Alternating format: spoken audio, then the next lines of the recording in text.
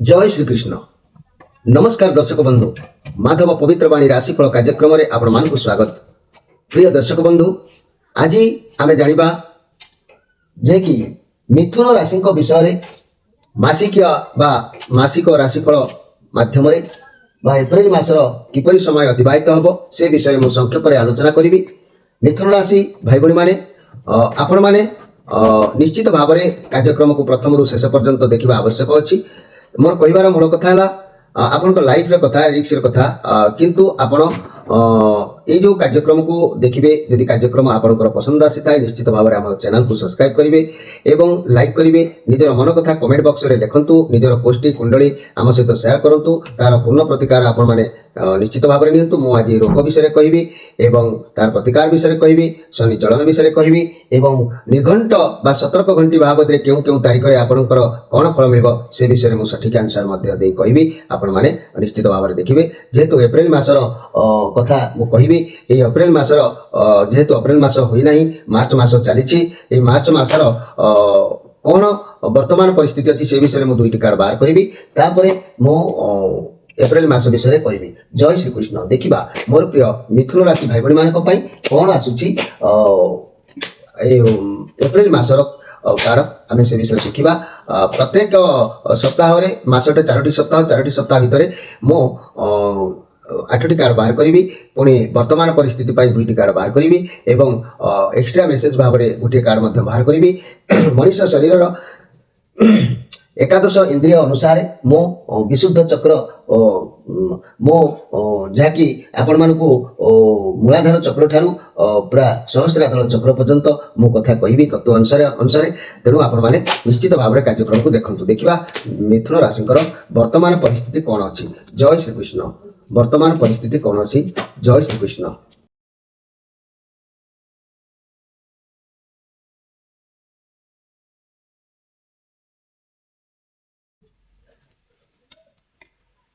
मोर प्रिय मिथुन राशि भाई भाई माने अप्रैल मास कथा आलोचना करने पूर्व मार्च मासर आउ केतेटा दिन अच्छी वर्तमान परिस्थिति कौन अच्छी से विषय टी आलोचना करवा। देखा द डेविल कार्ड आसी 10 ऑफ सोर्स कार्ड आसी ये दुईटी जांगे कार्ड खराब परिस्थिति देखौछि।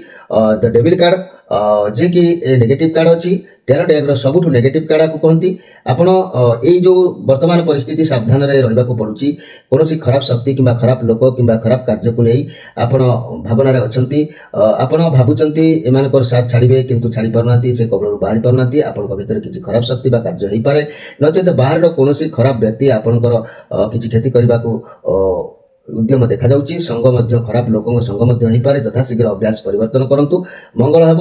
वर्तमान किसी नूतन कार्य किंबा नूतन शुभारंभ करिवार जोग देखा जाउ नै। ए मार्च मासर आपनकर स्थिति आदौ वर्तमान परिस्थिति कहले ठीक नाही।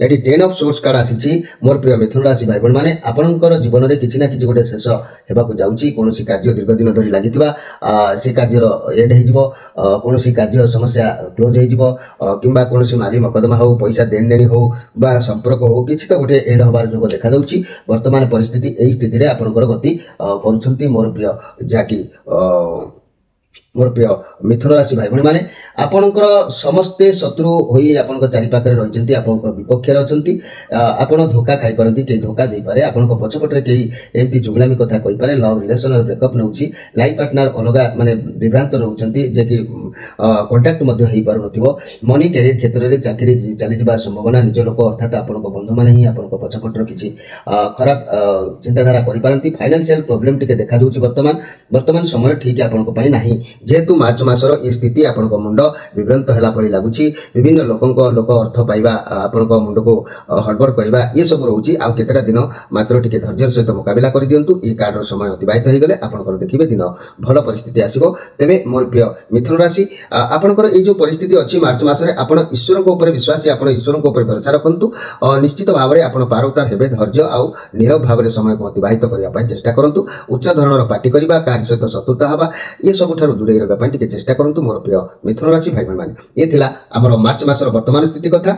एबे किंतु आमे जिबा एप्रिल मासर कथा को एप्रिल मास किपरि कटिबो। एप्रिल मासर ये सुंदर कार्ड आसी जे कि 9 ऑफ वांड्स कार्ड एवं क्वीन ऑफ वांड्स कार्ड प्रति क्षेत्र रे बढ़िया कार्ड आसी 9 ऑफ वांड्स कार्ड कथा कहिले आपण ଷ୍ଟାର୍ଟିଂ ଯାହା ରହିବ ଯୋଦ୍ଧା ପରି ରହିବେ, କାହାକୁ ଡର ଭୟ ଆପଣଙ୍କ ରହିବ ନାହିଁ।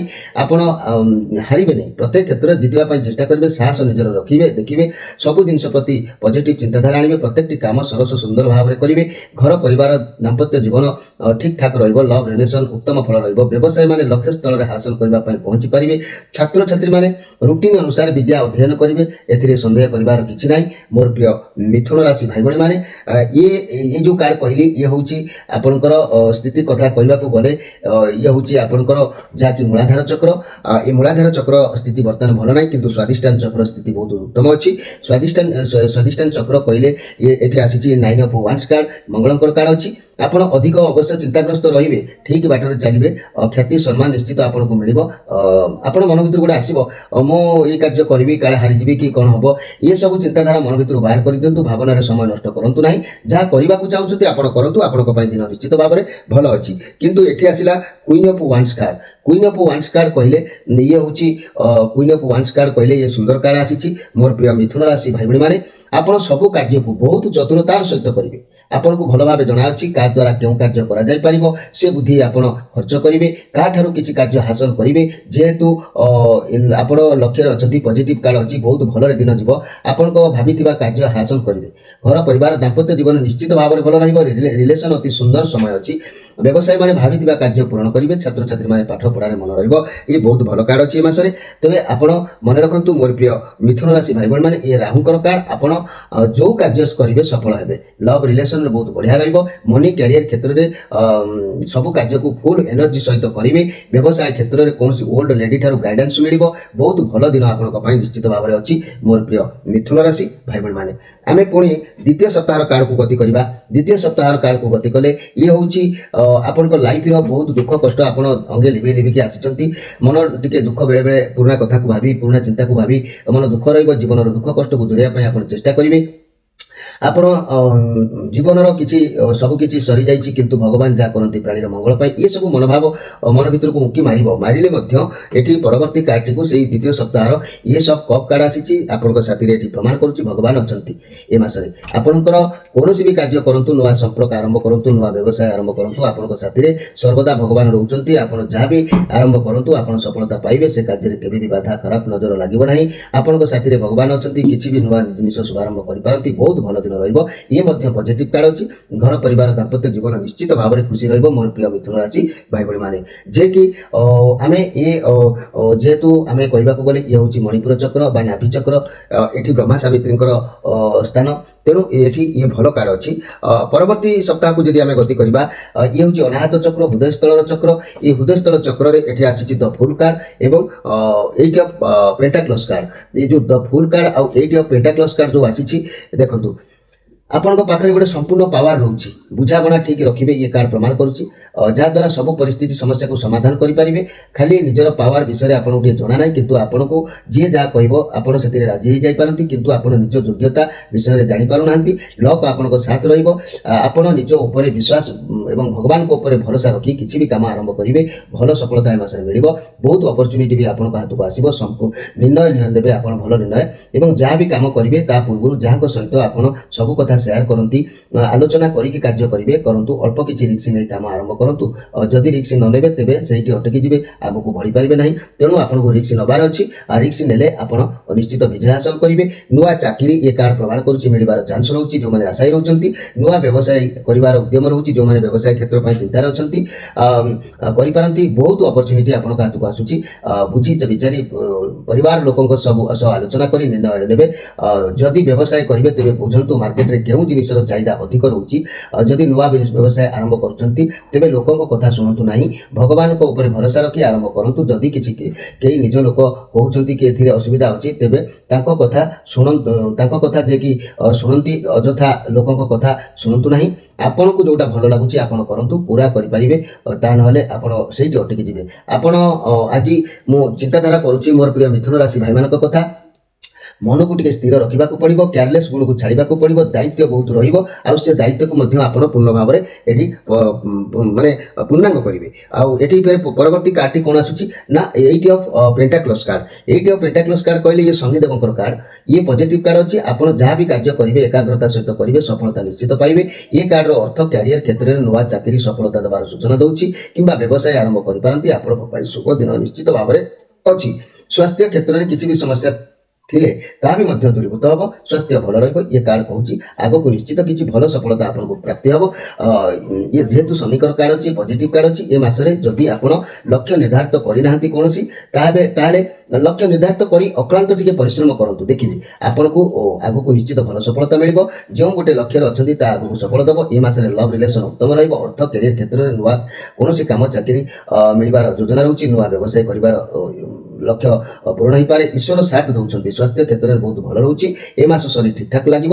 ଆପଣ ବିଦ୍ୟାର୍ଥୀ ତାହେଲେ ଯଦି ଆପଣ ବିଦ୍ୟାର୍ଥୀ ତାହେଲେ କ'ଣ କରିବେ, ଏକାଗ୍ରତା ସହିତ ପାଠ ପଢ଼ନ୍ତୁ, ପୂର୍ଣ୍ଣ ସଫଳତା ମିଳିବ। ଏ ମାସରେ ଆପଣ ଭଲ ଯାହା ବି ଇଚ୍ଛା କରିବେ ଆପଣଙ୍କୁ ମିଳିବ। ଶନିଦେବଙ୍କ ଆଶୀର୍ବାଦ ଆପଣଙ୍କ ସାଥିରେ ରହୁଛି। ମୋର ପ୍ରିୟ ଯାହାକି ମିଥୁନ ରାଶି ଭାଇ ଭଉଣୀମାନେ, ଇଏ ହେଉଛି ବିଶୁଦ୍ଧ ଚକ୍ର ବା କଣ୍ଠ ଚକ୍ର।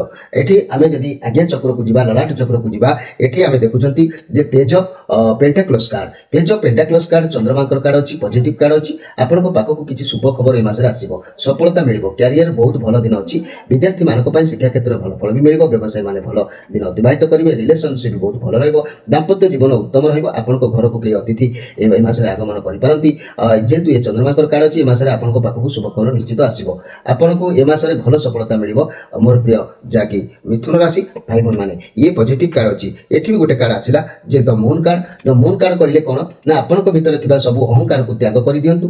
ଆପଣଙ୍କ ପାଖାପାଖି ଦ୍ରବ୍ୟ ଦେଖିବେ ସବୁ ପଜିଟିଭ ଭାବରେ କାର୍ଯ୍ୟ କରିବ।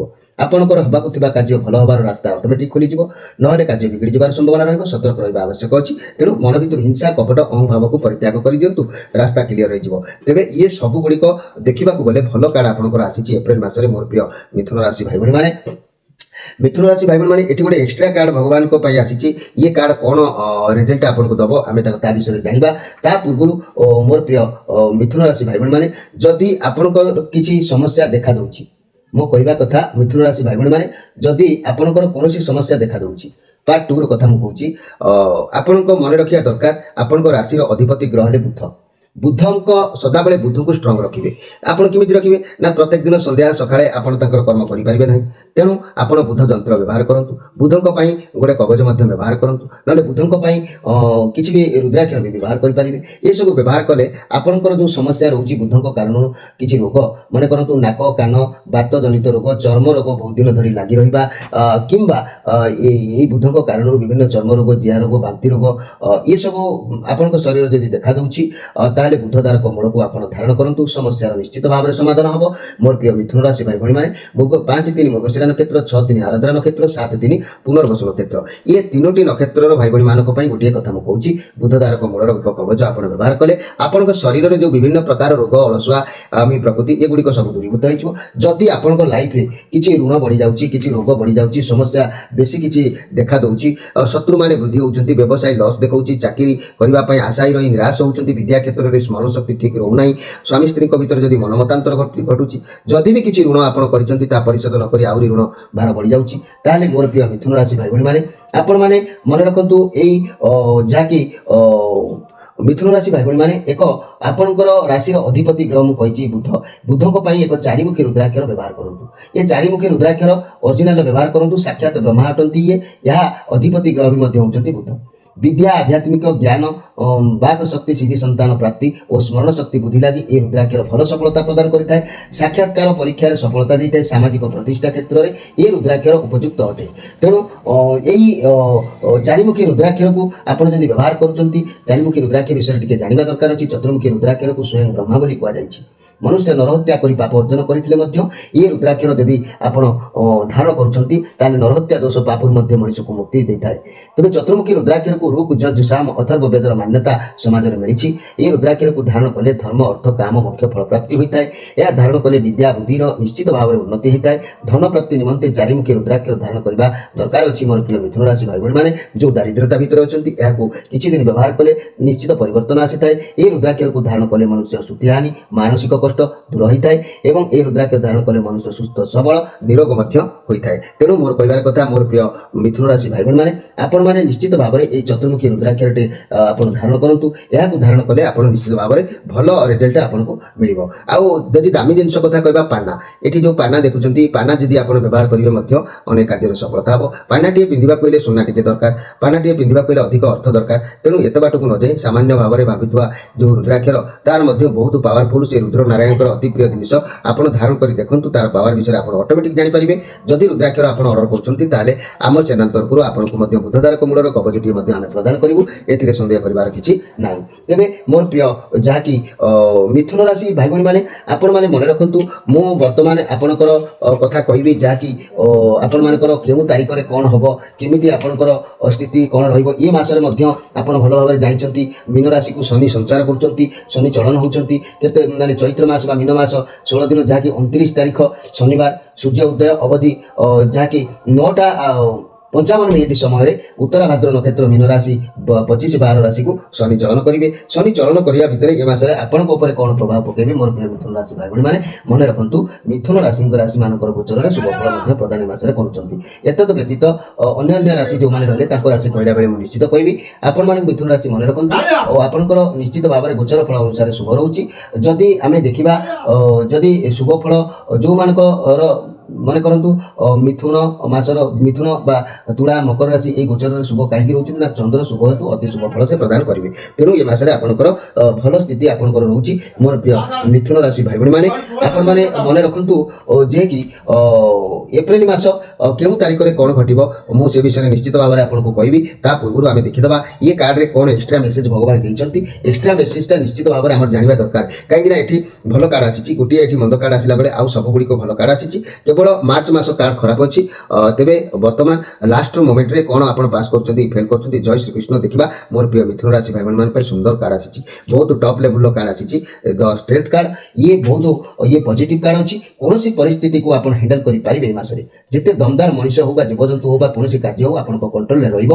ଯେତେ ପ୍ରୋବ୍ଲେମ ହଉ ପଛେ ଆପଣଙ୍କ ପାଖରେ ସଲ୍ଭ ହେବ ହିଁ ହେବ। ଇଏ ମେଜର ଆର୍କାନା କାର୍ଡ ଅଛି। ଆପଣଙ୍କର ସିଚୁଏସନ ଆପଣଙ୍କର ଫେଭର ନଥିଲେ ମଧ୍ୟ ତଥାପି ଆପଣଙ୍କ କଣ୍ଟ୍ରୋଲରେ ରହି ଆସୁଥିବା ସମୟକୁ ଆପଣଙ୍କୁ ଅପେକ୍ଷା କରି ତାର କାର୍ଯ୍ୟ ହାସଲ କରିବେ। ନିଜର ବୁଦ୍ଧି ବଳରେ ପରିସ୍ଥିତିକୁ ସମ୍ଭାଳି ପାରିବେ। ଯେତେ ସବୁ ସମସ୍ୟା ଆସିବ ସବୁ ସମସ୍ୟାକୁ କଣ୍ଟ୍ରୋଲରେ ରଖିବେ ଏବଂ ସଫଳ ପାଇବେ ମଧ୍ୟ। ନିଜର ପେସେନ୍ସ ରଖିବେ, ସବୁ ଠିକ ହେଇଯିବ। ଘୋଷା ଟିକେ ମନ ଭିତରୁ ତ୍ୟାଗ କରିବେ, ଘୋଷା କଲେ ସବୁ ବିଗିଡ଼ିଯିବ। ତେଣୁ ଇଏ କାର୍ଡ ପ୍ରମାଣ କରୁଛି ଆପଣ ନିଶ୍ଚିତ ଭଲ ପାୱାରରେ ରହିବେ। ଆପଣଙ୍କ ପାଖରେ ଗୋଟେ ଅନଲିମିଟେଡ ପାୱାର ରହିବ। ଯେଉଁ ପାୱାର କ୍ଷମତାକୁ କାର୍ଯ୍ୟରେ ଲଗାଇଲେ ବ୍ୟବହାର କଲେ ଆପଣ ଲାଭ ପାଇବେ, ଫଳପ୍ରଦ ହେବ। ଯାହା ଭାବିବେ ତାହା ନିଶ୍ଚିତ କରିବେ। ଉଦାହରଣ ସ୍ୱରୂପ ଅନ୍ଧାର ଥିବା ସ୍ଥାନକୁ ଆଲୋକ ନିଶ୍ଚିତ ଆବଶ୍ୟକ ହୁଏ ବା ଠିକ୍ ସେମିତି ଗୋଟେ କ୍ଷମତା ପ୍ରୟୋଗ ନ କଲେ ଯେମିତି ଗୋଟେ ଭାରି ଜିନିଷ ତଳୁ ଉଠେଇ ହୁଏ ନା, ସେହିପରି ଆପଣଙ୍କର ମନର ବଳ ଆଉ ପାୱାରକୁ ଯଦି ଆପଣ ପ୍ରୟୋଗ କରିବେ, ଡରିବାର କିଛି ନାହିଁ, ହିମ୍ମତ ସହିତ ଆଗକୁ ବଢ଼ିବେ, ସଫଳ ନିଶ୍ଚିତ ଭାବରେ ଆପଣ ପାଇବେ। କାରଣ ଇଏ ଶନିଙ୍କର କାର୍ଡ ଅଛି। ଶନି ଏ ମାସରେ ଚଳନ ହେଉଛନ୍ତି। ମୋର ପ୍ରିୟ ମିଥୁନ ରାଶି ଭାଇ ଭଉଣୀମାନେ, ସହଜରେ ଶନି ଅବଶ୍ୟ କିଛି ଦିଅନ୍ତି ନାହିଁ, ହେଲେ ସକ୍ସେସ୍ ହେବ। ଶନି ଯାହା କରିବେ ଧୀରେ ଧୀରେ ଦେଲେ ବି ମଧ୍ୟ ସକ୍ସେସ୍ ହେବ ପ୍ରତ୍ୟେକ କାର୍ଯ୍ୟ। ଆପଣଙ୍କ ପାଇଁ ସୁନ୍ଦର ସମୟ ଅଛି ମୋର ପ୍ରିୟ ମିଥୁନ ରାଶି ଭାଇ ଭଉଣୀମାନେ। ମୁଁ ଏଇଠି ସହସ୍ରା ଦଳ ଚକ୍ରର ଶେଷ କଥାରେ ମୁଁ କହିବି ଯେ କି ଏପ୍ରିଲ ମାସରେ କେଉଁ ତାରିଖରେ କ'ଣ ଘଟୁଛି ମନେ ରଖନ୍ତୁ ମୋର ପ୍ରିୟ ମିଥୁନ ରାଶି ଭାଇ ଭଉଣୀମାନେ। ଏପ୍ରିଲ ମାସରେ 1ରୁ ଯଦି ଆମେ ଦେଖିବା ମାନେ 1 ତାରିଖରୁ 3 ତାରିଖ ଆୟ ବ୍ୟୟ ସମାନ, ନୈତିକତା ବୃଦ୍ଧି ରହିବ। 1 ତାରିଖରୁ 3 ତାରିଖ ସତର୍କ ଭାବରେ ଆପଣ ଜାଣି ନିଅନ୍ତୁ। 4ରୁ 10 ଆର୍ଥିକ ଉନ୍ନତି ସତ୍ତ୍ୱେ ସଫଳତା ଆପଣଙ୍କୁ ମିଳିବ। 4ରୁ 10 ଭିତରେ ଆପଣଙ୍କୁ ଆର୍ଥିକ ଉନ୍ନତି ହେବ, ସଫଳତା ଅବଶ୍ୟ ମିଳିବ। ଯଦି ଆମେ ଦେଖିବା 4ରୁ 10 ଆର୍ଥିକ ଉନ୍ନତି ହେବ, କର୍ତ୍ତବ୍ୟ ପରାୟଣ ହେବେ, ପାରିବାରିକ ସୁଖ ଧର୍ମ ଏସବୁ ଆପଣଙ୍କୁ ମିଳିବ। ଆଉ 11ରୁ 15 ମିଶ୍ରିତ ଫଳ ମିଳିବ, ଯାହାକି ସମସ୍ୟା ସତ୍ତ୍ୱେ ଯେତେ ସମସ୍ୟା ଆସିଲେ ସତ୍ତ୍ୱେ ମଧ୍ୟ ସଫଳତା ଆପଣଙ୍କୁ ମିଳିବ। କେବେ ନା 11ରୁ 15 ଭିତରେ। ଆଉ 16ରୁ 20 ଏଇ ଯେଉଁ 4 ଦିନ ରହିବ, କୌଶଳରେ କାର୍ଯ୍ୟ କରି ସର୍ବସୁଖ ଲାଭ, ଆତ୍ମସନ୍ତୋଷ, କର୍ତ୍ତବ୍ୟ ନିଷ୍ଠା ଭାବରେ ଆପଣ କର୍ମ କରିବେ। ଏଠି କର୍ମ କରୁଛନ୍ତି ମାନେ କର୍ମ କରିବେ।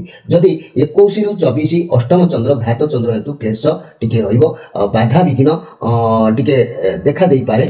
ଯେହେତୁ 21ରୁ 24 ଏଇ 2-3 ଦିନ ଟିକେ ବାଧା ବିଘ୍ନ ଦେଖା ଦେଇପାରେ, କିନ୍ତୁ 25ରୁ 28 ସୁଖୀ, ଦାମ୍ପତ୍ୟ ଜୀବନରେ ଖୁସି, ବ୍ୟବସାୟରେ ଉନ୍ନତି ନିଶ୍ଚିତ ଭାବରେ ହେବ। ଏଥିରେ ସନ୍ଦେହ କରିବାର ନାହିଁ ଏବଂ 29-30 ମଧ୍ୟମ ଶୁଭ ରହିବ। ଏଇ ଯେଉଁ ତାରିଖ ଗୁଡ଼ିକୁ ମୁଁ କହିଲି ଏ ତାରିଖ ଗୁଡ଼ିକୁ ଆପଣ ନିଶ୍ଚିତ ଭାବରେ ଲେଖିକି ରଖନ୍ତୁ। ଏଇ ତାରିଖରେ ଆପଣଙ୍କର ଏଇଭଳି ସମସ୍ୟା ରହିବ। ମୋର ପ୍ରିୟ ମିଥୁନ ରାଶି ଭାଇ ଭଉଣୀମାନେ, ଆପଣଙ୍କର ଯଦି ଗାଈ ମୋଟ ହିସାବରେ ସାରାଂଶ କଥା କହିବି, କାର୍ଯ୍ୟ ସଫଳ ହେବେ, ଦେହ ଭଲ ରହିବ, ଆୟ ବଢ଼ିବ, ନୂତନ କାର୍ଯ୍ୟରେ ଅଗ୍ରଗତି କରିବେ, ଚାକିରିରେ ସମ୍ମାନିତ ହେବେ, ବ୍ୟବସାୟରେ ଅଗ୍ରଗତି ଘଟିବ, ନାରୀମାନେ ଉନ୍ନତି କରିବେ, ପିଲାମାନେ ପାଠ ପଢ଼ାରେ ନିଶ୍ଚିତ ଭାବରେ ଆଗେଇବେ। ଯଦି ଆମ କାର୍ଯ୍ୟକ୍ରମ ଆପଣଙ୍କୁ ଭଲ ଲାଗୁଥାଏ ମୋର ପ୍ରିୟ ମିଥୁନ ରାଶି ଭାଇ ଭଉଣୀମାନେ, ନିଶ୍ଚିତ ମାଧବ ପବିତ୍ରବାଣୀ ରାଶିଫଳ କାର୍ଯ୍ୟକ୍ରମକୁ ଆପଣ ନିଶ୍ଚିତ ଲାଇକ୍ କରିବେ, ସେୟାର କରିବେ, ସବସ୍କ୍ରାଇବ୍ କରିବେ। ଫୋନ୍ ନମ୍ବର ଦିଆଯାଉଛି। ଆପଣଙ୍କର କୋଷ୍ଠୀ କିମ୍ବା ପ୍ରତିକାର କିଛି କରିବାକୁ ଯଦି ଚାହୁଁଥାନ୍ତି ନିଶ୍ଚିତ ପ୍ରତ୍ୟେକ ଶନିବାର ରବିବାର ସନ୍ଧ୍ୟା 6ରୁ ରାତି 9 ଭିତରେ ଆପଣ ଯୋଗାଯୋଗ କରିପାରିବେ। ପ୍ରତ୍ୟେକ ସମସ୍ୟାର ସମାଧାନ ଆମେ ନିଶ୍ଚିତ କରିବା ପାଇଁ ପ୍ରୟାସ ଜାରି ରଖିବୁ ଆପଣମାନଙ୍କ ସେବାରେ। ମୋର ପ୍ରିୟ ମିଥୁନ ରାଶି ଭାଇ ଭଉଣୀମାନେ, ଆପଣମାନେ ନିଶ୍ଚିତ ଭାବରେ ଆପଣଙ୍କ ଗୃହରେ ଯଦି ବଡ଼ ସମସ୍ୟା ଘଟୁଛି ଆପଣ ଯୋଗାଯୋଗ କରନ୍ତୁ। ସେ ସମସ୍ୟା କ'ଣ, ତାହା କିପରି ପରିବର୍ତ୍ତନ ହେବ ଆମେ ନିଶ୍ଚିତ ଭାବରେ ଚେଷ୍ଟା କରିବା। ଜୟ ଶ୍ରୀକୃଷ୍ଣ। ଆପଣମାନଙ୍କ ଠାରୁ ବିଦାୟ ନେଇ ରହୁଛି। ନମସ୍କାର।